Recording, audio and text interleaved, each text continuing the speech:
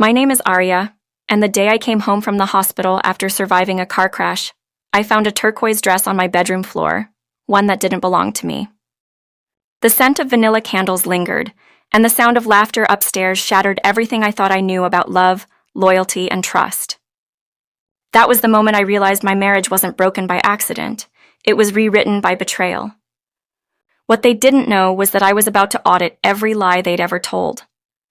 Where are you watching from tonight? Drop your location below, and don't forget to subscribe for more gripping stories like this. But when I turned the key in the door, a strange scent hit me. Sweet, expensive vanilla candles, the kind I'd never buy. And then came laughter from upstairs, low, intimate, unmistakably wrong. I climbed the steps slowly, every sound tightening around my chest until I saw it on the bedroom floor. A turquoise dress, silk, delicate, and impossible to ignore. It didn't belong to me. It was a silent confession. From that moment, I knew my marriage had been rewritten by someone else's hand. Have you ever come home to something that changed the air itself? Something that told you life would never return to what it was before? That day was mine. But to understand how I got there, you need to know how it all began. I met Marcus 3 years ago, just days after my father's funeral. I was a shadow then, floating through condolences that sounded like static. Marcus wasn't like the others. He didn't offer hollow words. He simply sat next to me, handed me a cup of coffee, and said softly, "You don't have to talk. We can just sit here." That small mercy, his silence, his steadiness, felt like an anchor. From that day, grief slowly turned into connection, and connection became love. 3 years later, on our wedding day, my best friend Sabrina stood beside me as maid of honor. I'd known her since college, funny, loyal, confident. I never imagined that the two people I trusted most would someday be the ones to break me. My work wasn't glamorous. I was a compliance auditor for a nonprofit hospital network, buried in spreadsheets and numbers that most people found dull. But for me, those numbers meant something real. I managed audits for a charity account called the Harbor Hope Fund, which wiped out medical debt for low-income patients. I'd seen families cry when their lives were changed with a single signature. That's what kept me going, the belief that small honesty could mean someone else's freedom. But maybe that same honesty made people uncomfortable. One evening, I mentioned a suspicious vendor transaction during dinner at Marcus's family home. His mother, Lydia, paused, knife halfway through her steak, and smiled faintly. "Sometimes, dear," she said in her slow, deliberate tone, "being a smart woman means knowing when to stay quiet about men's money." I froze, unsure whether it was a warning or an insult. Marcus chuckled lightly, waving it off. "Mom always worries too much," he said, glancing at me. "Aria's just doing her job. Don't take it so seriously." I forced a polite smile, but inside something shifted. Why would Lydia think I should stay quiet about charity funds? Around that time, Marcus began working late. Client meetings, he said. He was a freelance investment consultant, so it made sense. But the excuses multiplied, and each night he returned home smelling faintly of perfume, not mine. He said it was from crowded restaurants. I believed him, until believing started to feel like self-betrayal. Meanwhile, Sabrina was suddenly busy too. She told me she'd landed a big event contract, a charity gala, coincidentally for the same Harbor Hope Fund I managed. I remember laughing nervously when she told me. What were the odds? I congratulated her, but deep down something pricked. Fate doesn't deal coincidences that sharp without purpose. A few weeks later, I received a bank notification. Someone had requested to change the recovery email on our joint account. The new address was ariawhitaker.co. I'd never made that email. My heart pounded as I opened the banking app, canceled the request, and checked the IP log. It came from our home network. Only 2 people used that Wi-Fi, me and Marcus. I called him immediately. "Did you change something on our bank account?" He sounded confused, even a little amused. "What? No. You must have pressed something by accident. Don't stress, Aria." His calmness almost convinced me, but my gut screamed otherwise. I hung up staring at the rejected email request. That night, I barely slept. Every whisper of wind outside sounded like a lie. Over the next few days, I noticed more small things. Marcus's growing distance, Sabrina's evasive texts, Lydia's knowing glances at dinner. I told myself not to connect dots that might not exist, but it felt like someone had already drawn the picture, and I was only just starting to see it. I confided in my sister Clara one afternoon over coffee near the hospital. "You don't think Marcus and Sabrina?" she began cautiously. "I don't know," I said, twisting the cup between my hands. "But something's wrong. Everything feels staged." Clara leaned forward. "Aria, you investigate financial crimes for a living. You know what patterns look like? Trust yourself." That night, her words echoed. I started keeping a small notebook, a personal audit of my own life. Every late night, every suspicious transaction, every moment that didn't fit. I wrote it all down. Then, 3 weeks later, everything changed. I was leaving my book club one evening in Ravenswood, a novel tucked under my arm, planning to grab Thai takeout. The streets were slick from rain, reflections of traffic lights shimmering on the pavement. I was thinking about a financial report I'd flagged that afternoon, a questionable vendor linked to the charity fund. I never saw the pickup truck until it was too late. The screech of brakes, the blinding lights, and then nothing. When I woke, it was to the sterile white ceiling of a hospital room and the rhythmic beeping of a heart monitor. My body hurt everywhere. A nurse leaned over me gently. "Miss Aria, you were in a car accident. You're lucky to be alive." Moments later, Marcus rushed in, eyes red, voice shaking. "Oh my God, Aria, I thought I lost you." I smiled weakly, trying to believe the tears in his eyes. For days, he never left my side, brought flowers, read me articles, told jokes that made me laugh through the pain. Nurses whispered that he was the perfect husband. For a while, I believed them. But even in that sterile, quiet room, my instincts didn't sleep. Marcus's phone was always on silent, and every time it buzzed, he'd flip it over before I could see the screen. "Clients," he said each time, smiling. "Don't worry about work stuff." When I was finally discharged, he drove me home. The car smelled freshly cleaned, too polished, as if hiding something. In the back seat sat a small box wrapped in turquoise paper, the exact shade Sabrina always used for her event decor. Marcus quickly moved it to the trunk. "Gift for a client," he said lightly. At home, the moment I stepped through the door, the scent of those same vanilla candles greeted me again. A lipstick-stained wine glass sat on the counter. My heartbeat slowed into a cold rhythm. Every instinct screamed to confront him, but I didn't. I realized that if I wanted answers, rage wouldn't help. Silence would. That afternoon, while Marcus went to pick up dinner, I opened my work laptop. A system alert flashed. Electronic signature of Aria Whitaker used to approve disbursement from Harbor Hope Fund. My chest tightened. I'd personally rejected that transaction before the accident. It was a suspicious transfer to a newly formed company with no verified credentials. Now it was approved, using my name. The access log showed a login from a foreign IP, but tied to my hospital account. Someone had stolen my credentials. Someone who had access to both my personal laptop and my professional files. My hands went cold as realization took shape. The only person close enough to do that was Marcus. The accident, the forged signature, the turquoise box, all of it aligned in a pattern too clean to be coincidence. That night, I lay awake next to him, staring into the dark.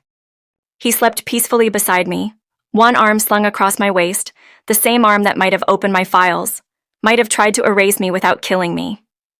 I turned my head and looked at him, really looked, at the man who once handed me coffee at my father's funeral and told me silence was safe. Now I understood. Silence wasn't safety. It was the weapon he used. So I decided to use it too. That was the night I opened a fresh notebook and wrote 3 words across the first page: marriage audit, confidential. From that night on, I lived 2 separate lives, the one Marcus saw and the one I built in secret. By day, I was the same wife who kissed him goodbye, the same employee who reviewed spreadsheets at the hospital, calm and meticulous. But by night, after he drifted into sleep, I sat under the faint light of my laptop, documenting everything. Every call he took in the garage, every email he sent late at night, every excuse he gave that didn't quite sound right. I titled the file Marriage Audit Phase 1. Each line I typed steadied me. I wasn't drowning anymore, I was recording. 3 weeks later, while reviewing a patient fund report at my office, I received an unexpected call. The voice on the other end was calm, but carried a weight that made me straighten in my chair. "Ms. Whitaker?" This is Detective Aisha Monroe with the Chicago Financial Crimes Division. I believe you remember my brother, the boy whose medical debt your fund cleared 2 years ago. I blinked, trying to place her face. Then it came back. The mother's tears, the boy's shy smile when I handed him the approval letter. Yes, I remember. Is everything all right? I asked. Aisha's tone shifted. Actually, I'm investigating several nonprofit organizations suspected of laundering money through hospital charity programs. Harbor Hope Fund appears in our preliminary list. I'd like to ask you a few questions about your recent audits. My heart raced. It wasn't fear, it was relief. For weeks, I'd been piecing together fragments in isolation. Now, for the first time, someone else saw the shadows, too. Detective Monroe, I said quietly, I think I have information that might connect to what you're investigating. But I need to be sure I can trust you. You can, she said firmly. But it has to stay between us. I suspect people inside the system are involved. That single sentence felt like a door opening. I promised to call her back later from a private number, then hung up before my coworkers noticed anything. For the first time in months, I wasn't alone in this storm. That evening, Marcus spent most of his time outside on the patio, whispering into his phone. When he came back inside, he wore that same polished smile. Big client deal, he said. Could change everything for us. I nodded, pretending to be impressed, while my mind worked like a calculator. Big client meant new money. And new money could mean the next move in whatever scheme he and Sabrina were running. When he finally went to bed, I quietly connected my laptop to our home network and opened the router logs. Each device connected to our Wi-Fi had an address, a digital fingerprint. I found something odd, a laptop ID that wasn't mine or Marcus's, logged in multiple times during the day. The name of the device? Sabrina's MacBook. I stared at the screen until my breath slowed. Sabrina had been in my house, connected to my network, while I was in the hospital. She hadn't visited me once, but she'd been here. Probably with Marcus. Probably right where I was sitting now. The next day, I called Aisha from a burner phone I bought on my lunch break. Detective, I found a trail, I said. Someone accessed confidential financial data from my home, my friend, Sabrina. She's also managing an event for the fund. Aisha didn't sound surprised. We've been tracking a string of shell companies under her name. The same pattern keeps repeating. Fake vendors, inflated invoices, and all funds redirected through secondary accounts. She paused. Aria, do you realize this might involve your husband too? I know, I whispered, and I think my accident wasn't random. There was silence on the line, then her voice, low and deliberate. We'll find proof, but you have to be careful. They might already suspect you're onto them. After we hung up, I sat frozen for a long time, staring at my own reflection in the black screen of my laptop. The pieces were sliding into place too perfectly. My accident right after I froze a suspicious transaction, the forged signature approving that same payment while I was hospitalized, Sabrina's presence in my home. It wasn't just betrayal anymore. It was orchestration. That night, as Marcus poured us wine, I noticed his hands trembling slightly when he handed me the glass. You seem tense, I said softly. Everything okay? He smiled, but his eyes were hard. Just stress. You've been distant lately, Aria. Is something bothering you? I swirled the wine in my glass, my voice calm. Nothing worth mentioning. Just work. He studied me for a moment longer before leaning back. Good, I don't like secrets between us. The irony nearly made me laugh. After dinner, I checked my personal inbox. A new anonymous email awaited me. No subject, no signature. Just one sentence. Check Sabrina's partner, Tyler Vance. The name hit like static in my head. Tyler Vance, one of the hospital's biggest donors. Wealthy, charming, always smiling in every photo, shaking hands with executives. I'd seen him at galas. Sabrina once mentioned him casually, saying, Tyler loves funding good causes. Now it seemed he might love funding something else entirely. I dug into the internal fund reports. There it was, a new vendor called North Pier Consulting, recently added as a charity management partner. A quick online search revealed the owner's name, Lydia Whitaker, Marcus's mother. For a moment, I couldn't breathe. Lydia, Sabrina, Marcus. all tied together under the same roof of polished deceit. The next day, I met Aisha at a small diner on the north side. We sat in a corner booth, surrounded by the hum of chatter and clinking dishes. I laid out the printed financial records on the table, hands trembling slightly as I pointed to the connections. "See this?" I said. The charity funds pass through Sabrina's event company, then funnel into North Pier Consulting. Lydia owns that company. And Marcus has access to all my logins. Aisha's eyes scanned the pages, her expression hardening. This isn't just misuse of charity funds. It's organized laundering. They're using your job to legitimize it. I nodded, my throat tight. The money that should save lives is paying for their luxury. They even forged my digital signature while I was unconscious. "Aria," she said, lowering her voice, "you're sitting on evidence that could expose 3 people with influence and money. But you can't confront them yet. Let them think you're still in the dark. If they sense you're collecting proof, they'll bury it. Or you." Her warning clung to me as I drove home that night. I walked into the house and found Marcus in the living room scrolling through his phone. He looked up, smiling like nothing in the world was wrong. "Hey, gorgeous, you okay?" I smiled back, the same way he had all these months. Better than ever. He reached out, brushed his fingers along my wrist, and I felt my stomach twist. I thought of Lydia's voice, soft, cold, saying I should stay quiet about men's money. I thought of Sabrina's turquoise dress on my bedroom floor. And I thought of the black truck that hit me that rainy night, the flash of headlights, the sound of metal. I remembered the shadowy figure who stood on the corner, watching as the ambulance took me away. Everything pointed to one conclusion, and now I had proof. Later that night, I sat at my desk, opened my whiteboard app, and drew the map. Each name connected by red lines: Marcus, Sabrina, Lydia, Tyler Vance. The arrows formed a perfect circle of greed. I stared at it until my hands stopped shaking. I whispered to myself, "You tried to erase me, but I audit erasures for a living." I added one final note at the top of the board: Operation Candlelight. Because when I was done, every one of them would burn under the light of truth.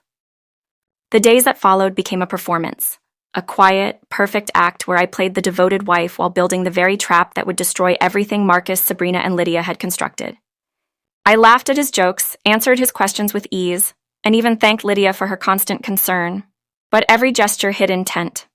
Every smile was a blade I kept sheathed behind my teeth. Each night, when Marcus fell asleep, I worked in silence. My home office became my war room. Files printed, drives labeled, evidence organized by date and digital fingerprint. Every transaction, every forged signature, every time-stamped login. I could trace each lie down to the second it was made. Aisha's team had already begun its parallel investigation, but we agreed I would keep feeding her the data slowly, in pieces small enough to avoid detection. "We'll hit them all at once," she told me. "When it's time, it'll be too late for them to hide." Her words became my mantra. I told myself to wait, to endure. Revenge wasn't about reaction, it was about precision. 2 weeks later, Sabrina's charity gala took place at the Lakeshore Hilton. The same gala I'd once thought noble, the same one now serving as a gateway for laundering charity funds through false invoices and inflated contracts. I wasn't invited, but I attended anyway, blending into the crowd of donors and socialites dressed in shimmering evening gowns. I wore black, simple and sharp, with my hair pulled back in a way that made me almost unrecognizable. Across the room, I spotted Marcus, charming as ever, shaking hands, laughing too loudly. Beside him stood Sabrina in a turquoise satin dress, glowing under the golden lights. They looked like a perfect couple, a man and woman united by ambition, deceit wrapped in elegance. I didn't feel rage. I felt calculation. I watched as Lydia made her entrance, her diamond necklace glittering like frost. She moved through the room like she owned it, and in a way she did. This was her empire built on false philanthropy. She smiled for the cameras, completely unaware that her kingdom was already crumbling beneath her. When the lights dimmed for the keynote presentation, Sabrina walked onto the stage to give her speech about hope and transparency in healthcare. The hypocrisy almost made me laugh. I pulled out my phone, discreetly connecting to the hotel's Wi-Fi. Aisha's team was waiting in a van outside, linked into my signal. The moment Sabrina started her speech, I pressed send on an encrypted email. Every document, every file, every recording I'd collected went straight to both Aisha's encrypted server and 3 major Chicago news outlets. At that very same moment, the projector behind Sabrina flickered, not because of a technical fault, but because Aisha's team had remotely overridden it. Instead of the Harbor Hope Fund's promotional video, the screen filled with lines of data. Wire transfers, vendor invoices, e-signatures. One by one, each name appeared in bold. Sabrina Lee, Marcus Whitaker, Lydia Whitaker, North Pier, Consulting. The crowd murmured in confusion. Sabrina froze mid-sentence. The slides kept changing, revealing account numbers, payment trails, timestamps. Gasps rippled through the audience like wind through glass. Marcus jumped up from his table, face drained of color. "Turn it off!" He shouted to the tech team, but the system was locked. Aisha's people were already inside the hotel. I stepped back, blending into the chaos, my pulse steady. I watched as everything they'd stolen, every carefully disguised lie, flashed on the screen in front of Chicago's wealthiest donors and the city's press. Sabrina's voice cracked as she tried to speak. "This is a mistake.